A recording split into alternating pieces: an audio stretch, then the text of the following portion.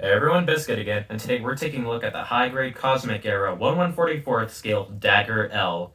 The Dagger L is from the Gundam series, Mobile Suit Gundam Seed Destiny, and is one of the main used grunts. Now, I don't know if this is true, but I believe this is a more upgraded version of the Strike Dagger. I have no clue, but I believe it is true. And yeah, this model kit is extremely nice. This was based off of, at least the internal workings of the joints were based off of the Strike Gundam Revive, which came back out in 2015, I believe. And that had superb articulation. This thing has really great articulation. For a grunt, this is probably one of the best ones ever you can get. All right, let's go into the aesthetics. The best thing I think I could say about this kit's aesthetics is how deceptively simple it looks. Until, you're actually building it. Every bit of color you see here is actually a piece of plastic. So, no stickers at all. You don't get any with this kit, I believe. This isn't mine, this is a friend's, but I believe you do not get any stickers with this, because you don't need any. Everything is completely color accurate. As for colors you are getting, you have clear blue for the head and the head cameras, both of them. You're getting a nice regular blue for chest, forearms, and whatever you would call these, knee bracers, I don't know. Knees, that's what they're called. And then you're getting some red for the chin, head jewel, chest, and this bit on the backpack, which is really nice, and the feet. And of course, the primary color, an almost milky white. I don't know if it appears on camera, but it definitely is a bit more of an off-white, like towards a milky white, which I quite enjoy. And then you also have gray for the joints, and you also have a very interesting color. I don't know what you would call that, but you've got that for the side of the head, chest, and legs. So yeah, all in all, this thing looks very nice. The shield is also completely color accurate too. No stickers at all. I believe this part was actually a sticker on the high grade Windom, which was a little disappointing. And when I say no stickers, I mean like everything is completely color accurate. The sight on this thing is color accurate, which is really cool. Everything on things is super color accurate. Let's move on to the accessories. So starting with what's already on the unit, you get two beam sabers on the side skirts, which are just connected on pegs. Also, I believe this is where you would find the armor schneiders. You don't actually get any with this kit. For those of you who don't know, an armor schneider is basically a pocket knife that mobile suits can carry around. That doesn't cost any energy. The beam sabers have the very nice new long style beams, which plug in just like that. A little tight, I may add, so do be careful. They go in the hands absolutely perfectly.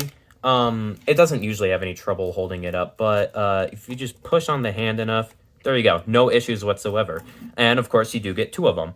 So upon sliding that out, you also get this little clip right here, which can clip onto the back of either of these arms. This is friction, so if you're planning on painting this thing, do be a little careful.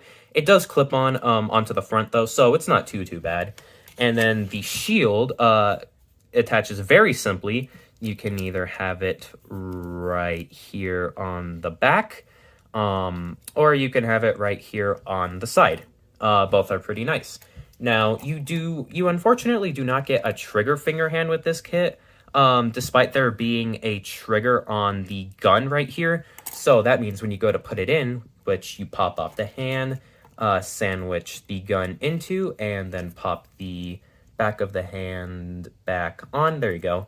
Yeah, it's not actually holding onto it the correct way, unless you don't want it to be holding on the correct way, which is a little bit of a bummer, but you're not exactly going to notice. And that is literally all that you're getting with this kit. Very simple for a grunt. I guess you could say it is a little lacking, but to make up for that, Bandai has decided to include the 3mm peg on the back here, which will allow you to attach basically any striker pack you can imagine.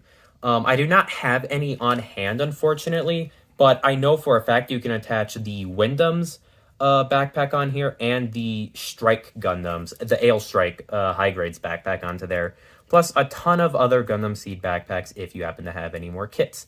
So yeah, overall, accessories are very basic, but then again, this is just a grunt. You can't expect too much from it.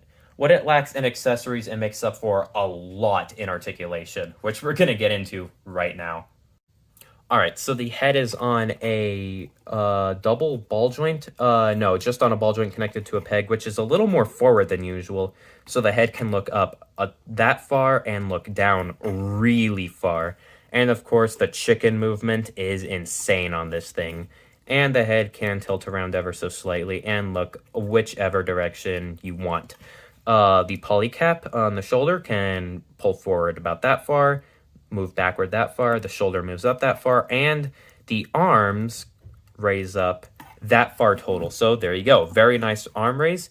You get, of course, a full swivel up here. A little tight, I may add. Be careful with that. A very nice double-jointed bend. That's everything you could ever ask for. And hands are very simple, connected to a polycap in the wrist. Just a ball joint. So the chest bends about that far, not a ton, but it has some crazy side to side movement. That's really nice. And as for going out back, pretty nice. Front skirts come together, but they can be separated. I believe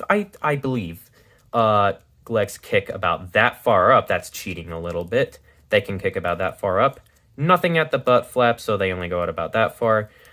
These are attached via polycap, so they can move up and down and swing around. So the legs can pull off the splits completely.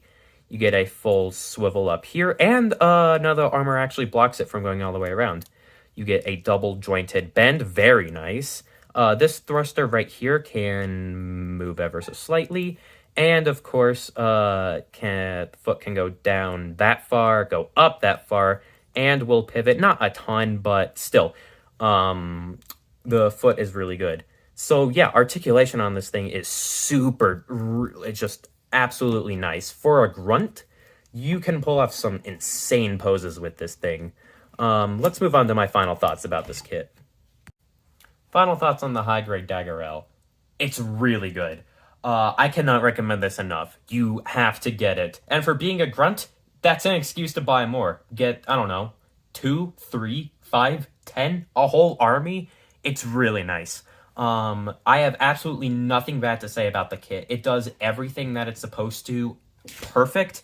And it just overall is a really nice model kit. Definitely recommend it to just about anyone. Thank you guys so much for watching. Make sure to like and subscribe if you want to see more content like this. Follow me on Instagram. Link will be in the description. And yeah, I will see you guys in the next video.